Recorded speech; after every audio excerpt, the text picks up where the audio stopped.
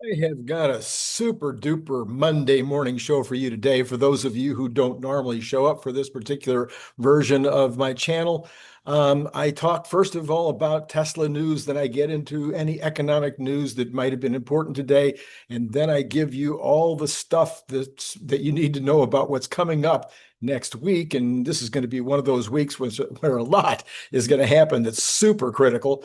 And then tonight, I've got a couple of addendums to throw on at the end about a Goldman Sachs article. And anyway, I'm going to recommend once again that you stay to the bitter end. Yeah, I know it's my stuff. It sounds like I'm thinking that my stuff is really great, but really, it's other people's stuff. I just look it up and pass it along to you.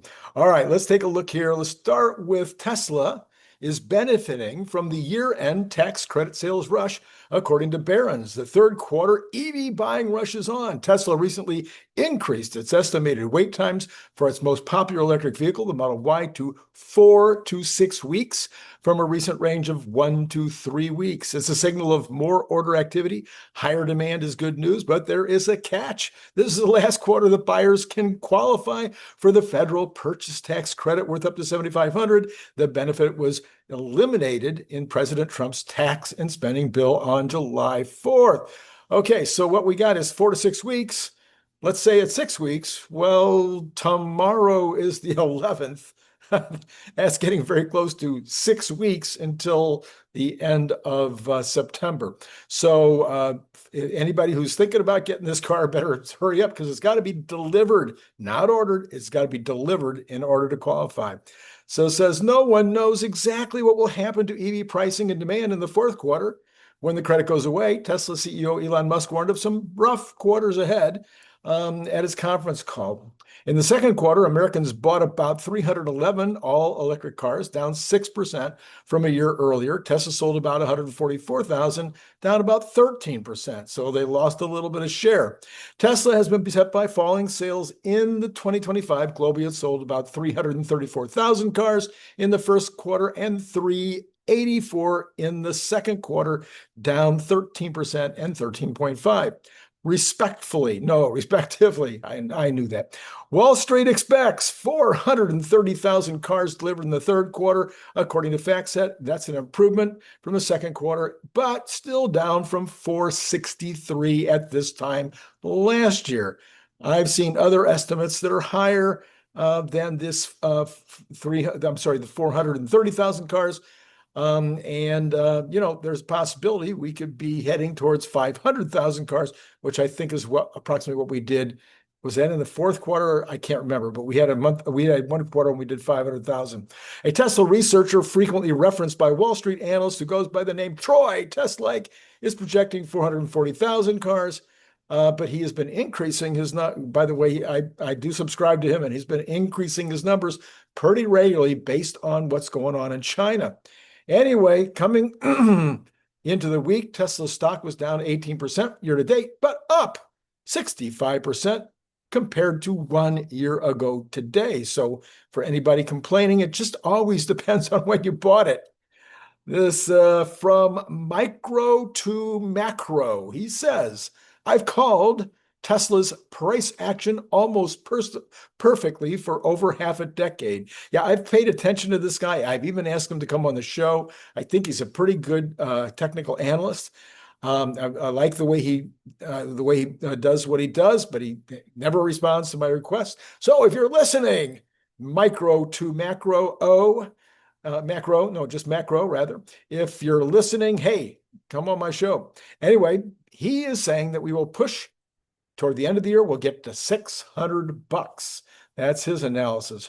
Herbert Ong says he had an interview with Mark Newton of Fundstrat. That's the same group with Tom Lee.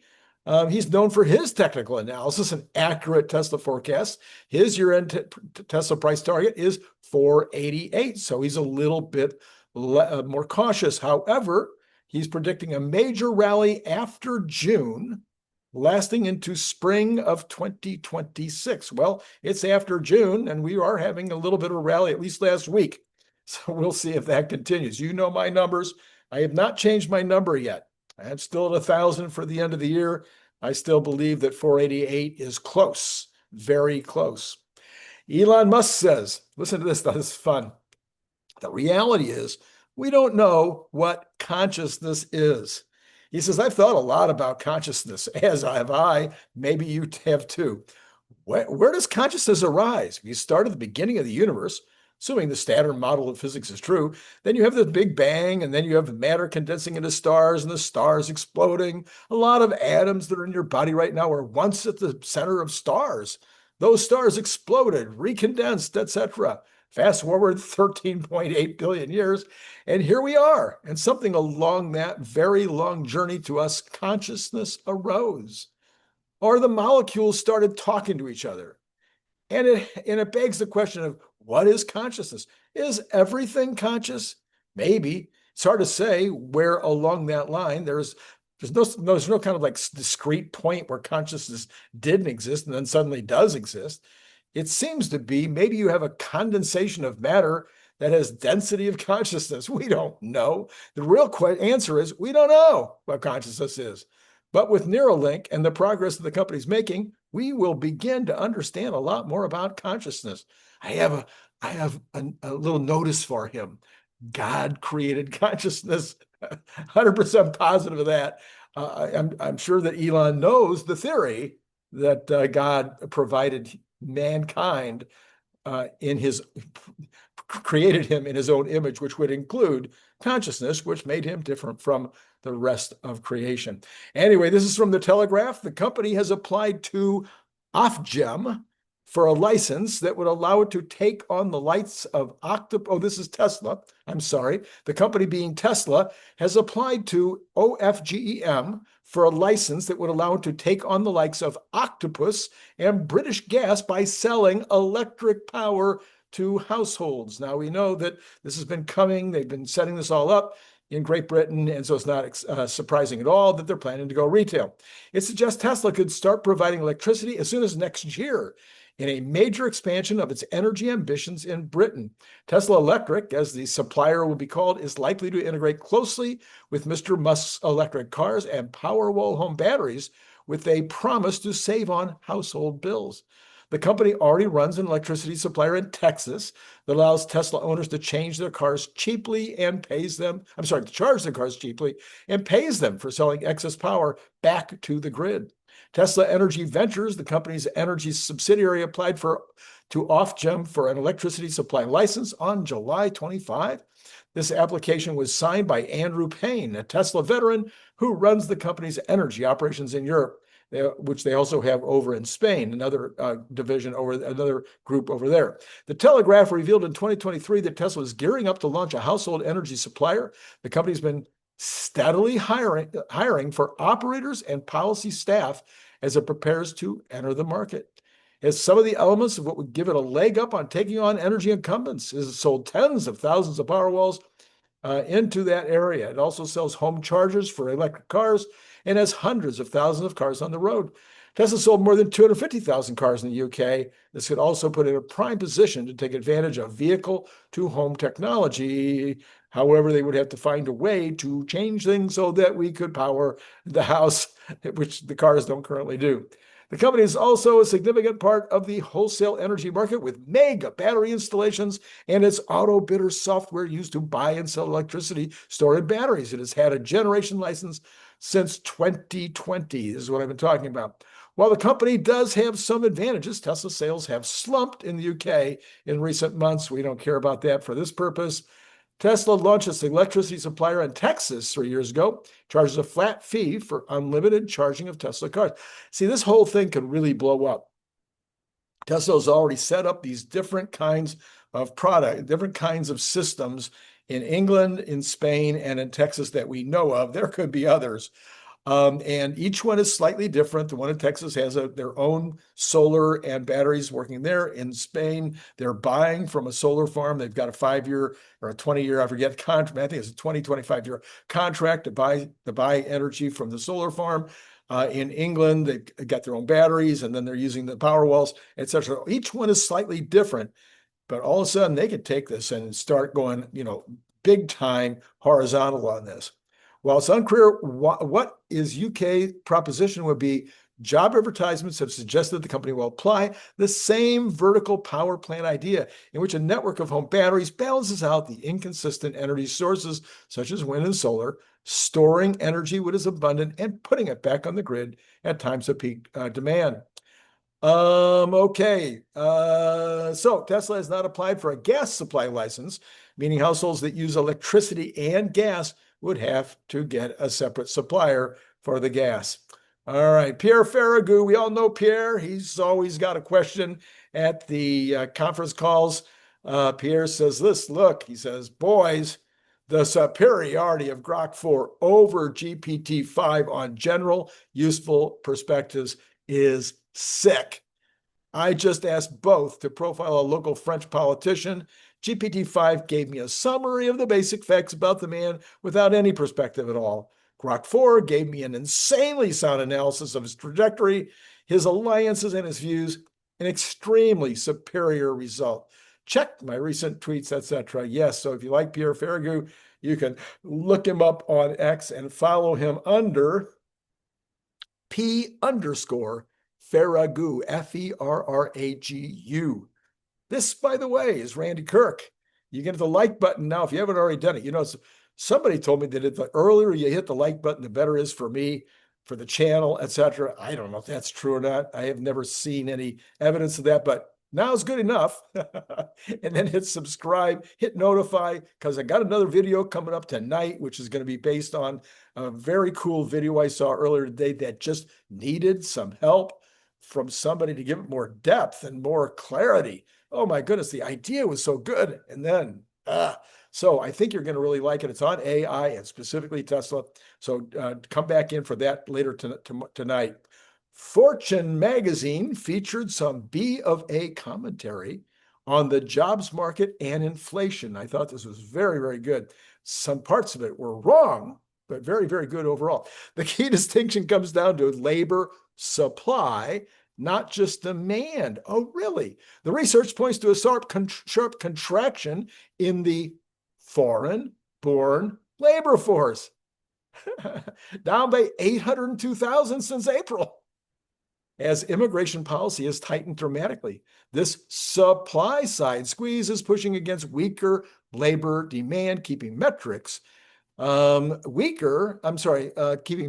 should indicate labor slack, such as the unemployment rate and the ratio of job vacancies to unemployed workers, basically flat for the past year. Bank of America estimates that the break-even job to keep joblessness steady will now be only 70,000 per month, or 840,000 for the year, whereas last year everybody was looking for about 170,000 per month. It's about time that Bank of America and others start catching up with moi with regard to the impact of ex-migration. And it might be even bigger than this. This might not even be enough of an impact compared to some of my analysis. Other economists disagree with the assessment. A team at UBS said that the labor market is showing signs of stall speed with a subdued average work week of 34.25 hours in July, below 2019 levels, and far from the stretching that's typical when labor markets are tight, owing to worker shortages. Industry-specific data also show that job losses are not concentrated in sectors with large immigration workers, further supporting the view that slack is coming from weakened demand, not a supply constraint. Well, I think they're completely wrong, and I think that neither one of them were taking into consideration government jobs, which are down almost every single month this year, and last year they were up dramatically every single month. So there's a big difference in that particular category as well. And then there's AI. By contrast, B of A still sees labor demand holding up and pointed to an average hourly earnings growth of 3.9 year over year in July, with aggregate weekly payrolls increasing by 5.3%, which would suggest a tight labor market. The debate over demand versus supply is critical, as the answer will determine how the Fed responds to stagflationary signals. Okay, this stagflation thing is driving me nuts. I don't know about you. Stagflation in all the headlines. Stagflation is not when you have inflation at 3% and have the economy at 0.5%. That's not stagflation. Stagflation is when you have the economy at 0% GDP growth, or almost zero or under zero, and you have inflation at 4, 5, 6%. Stagflation is not what we're going to be. Nothing anybody is projecting looks like stagflation.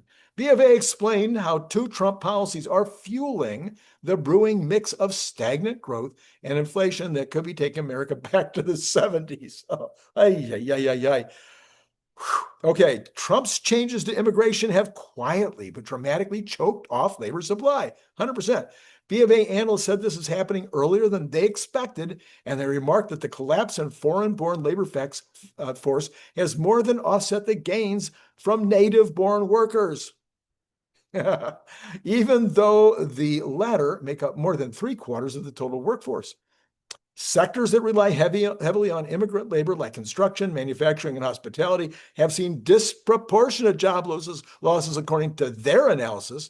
These three accounted for 46,000 of the downward revisions to May and June data. Construction payrolls have stalled out this year. Manufacturing has declined. Now, construction payrolls have stalled out. Partially that is because people aren't building, all right? Then you've got, it says manufacturing has declined for 3 consecutive months, but we know manufacturing's been under pressure. And the leisure and hospitality only added 9,000 jobs in total, according to B of A. And that could be definitely associated with this problem.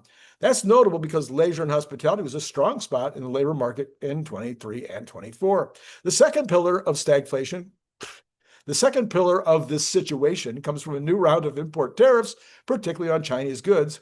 Since July 4, the overall effective U.S. tariff rate has jumped to around 15%. Now, that would be up around 12%, 12.5% compared to a year ago. Bank of America economist warns that tariffs are starting to show up in the inflation data.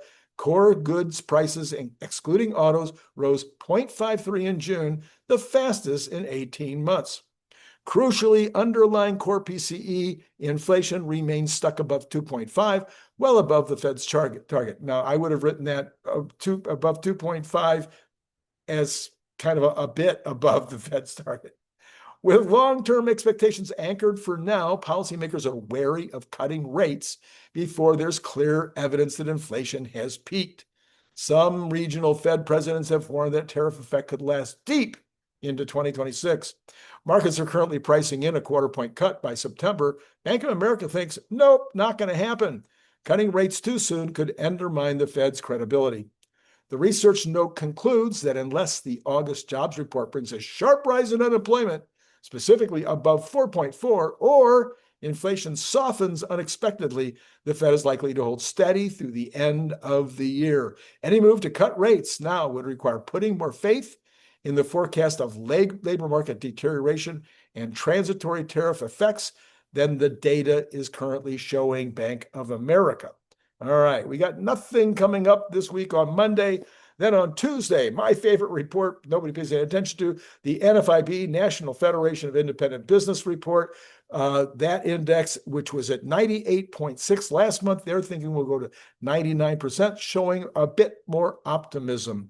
The Consumer Price Index, which was up 0.3%, so shockingly and surprisingly last month, they're thinking it will only be up 0.2% this month, which would still be too much.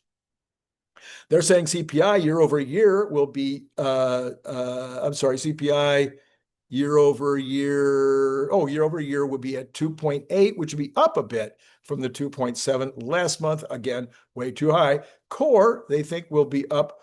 Last month it was up 0.2. They're thinking that'll be up 0.3, and core CPI year over year from 2.9 to 3.1. Now, the 3.1 would be the number that the Fed is predicting would be kind of the top, as high as it's going to get, even including anything that might be hitting as a result of tariffs, which we'll talk about a lot more in just a minute. So I think these numbers are completely wrong and that they'll be lower than this.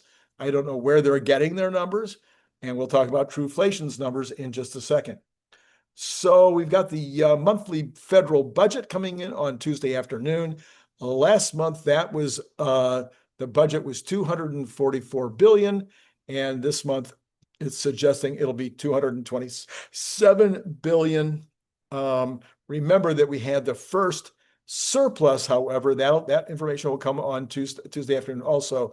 We had that first surplus in June since 2014, I think it was. And I would not be at all surprised to see another surplus. However, I'm actually predicting that we will not have a surplus, but that the overall deficit will only be 180,000, which will be a big surprise. I think these are the deficit numbers that they're expecting, 227. I think that's what they're expecting. All right.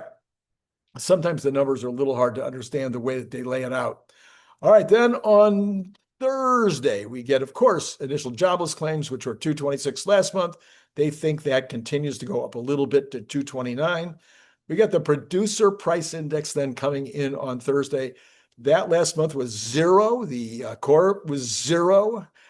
So this month they think that that'll jump dramatically up to 0.2% on the headline and 0.3% on the core. And I'm like, where are they even getting that? It's like from 0 to 0.3. Okay, if you say so. We're going to go from an annualized rate of 0% to an annualized rate of 3.6. Based on what? Then PPI year over year, they have no guess, and core PPI year over year, no guess on that as well. By the way, lots and lots of Fed presidents and governors speaking on Tuesday, Wednesday, and Thursday. Then on Friday, we get U.S. retail sales. Last month, those were up 0.6%. Their thinking is still going to be strong, up 0.5%. Where's the problem? Wait a minute, I thought it was stagflation. How can we have stagflation if U.S. retail sales are going up 0.5%?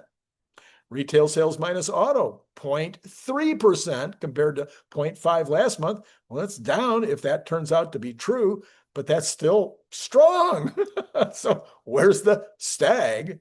Anyway, Empire State Manufacturing Survey last month was up, the manufacturing survey was 5.5, and they're thinking this month it will be down only to 1.8. The import price index, now this is going to be the weirdest thing of the entire list.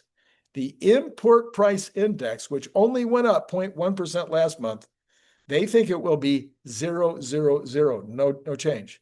No change in the import price index. I'm assuming that includes tariffs. It's got to be the landed price. How could that be 0? And also have all this other stuff. I don't know. Can't figure that one out. We'll see what happens on Friday. Then we have import price index minus fuel. Last month, that was up 0.1. They're not making a guess this time. Industrial production last month was up 0.3%. And this month, they think industrial production will be flat. They've got capacity utilization at 77.6. And if it's going to be flat, you'd expect that to be the same, which is what they are, in fact, guessing. Business inventories were 0% increase or decrease last month, and they think they will increase a little bit this month, up 0.2. And then finally, consumer sentiment numbers will come in Friday morning as well, and that is the preliminary number for our July, which only includes about 250 people that they talked to, something like that. So it's not very reliable, but last month it was 61.7, and they're thinking that goes up. So consumers, they think, will be getting more optimistic. All right. So there was a recent note by Goldman Sachs with regard to all this tariff and inflation and all this stuff. And they said tariffs have boosted core personal consumption expenditure prices by 0.2% as of June 2025. So the 0% that we had last month would therefore, I guess, that was core. Yeah, 0%. I think core went up 0% last month. So they think we would have been at negative if it wasn't for tariffs. Goldman estimates an additional 0.6% boost over the remainder of the year, leading to year-over-year core PCE inflation at 3.2%, which is exactly what Chair Powell said he thought it would get to. And they say without tariffs, the underlying trend would be a softer 2.4%. There's your 0.8% overall for the entire year. That's not very big. This is 100% in the range predicted by Chair Powell and me. So Chair Powell said 0.6%. He said it would be 2.6 without it and 3.2 with it. I said it would be between 0.4 and 0.8.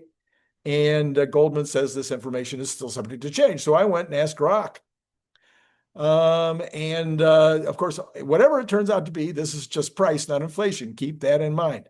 Double checking with Grok, he says, though, that goods imports are 11% of the economy. So that's a change from my original formula. So I was using 15%, but the imports, the 15% number includes services. Only 11% of our total GDP is goods importing. Okay.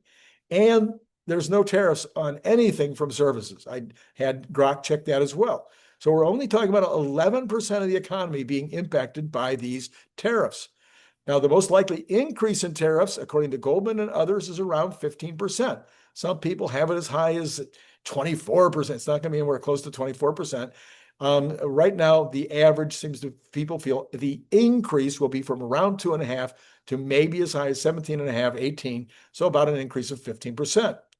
So, and then Goldman Sachs says they think that there's only 22% of that is going to go to the consumer. The rest is going to be picked up by the exporter, the manufacturer, the exporter, and the company in the United States, the companies, the supply chain, if you will. And the consumer will take 22% of that.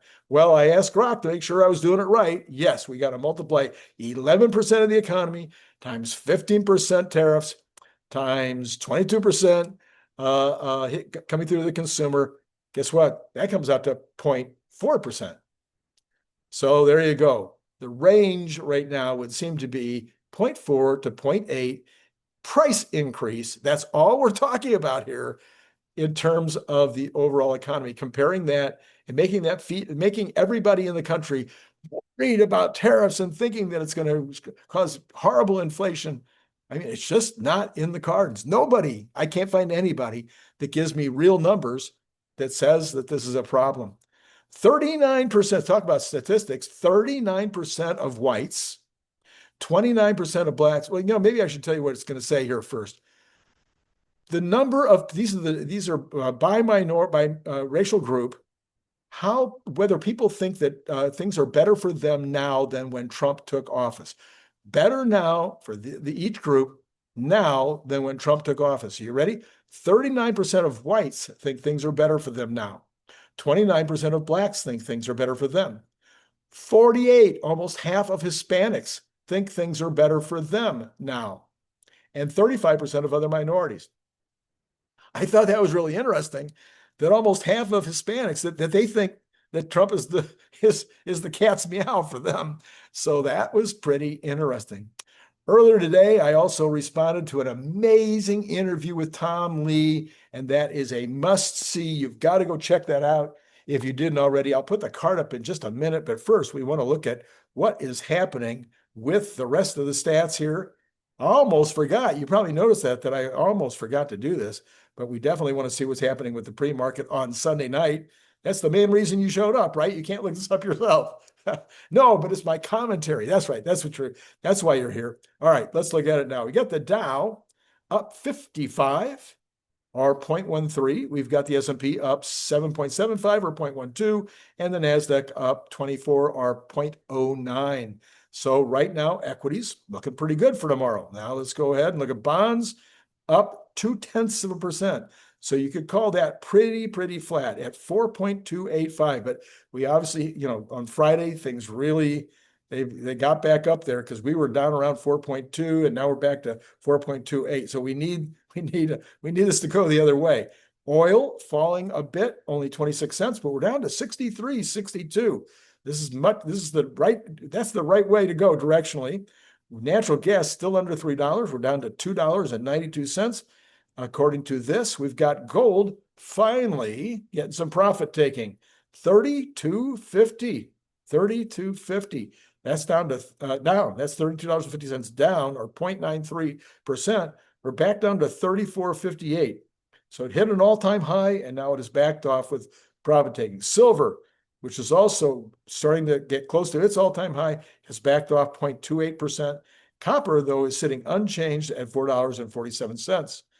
The dollar is down a bit in early, but it's really a tiny bit. And Bitcoin is up 2,357 at 119 100,000 for all intents and purposes. You hear what Tom Lee says. He's now looking at Bitcoin as a leading indicator.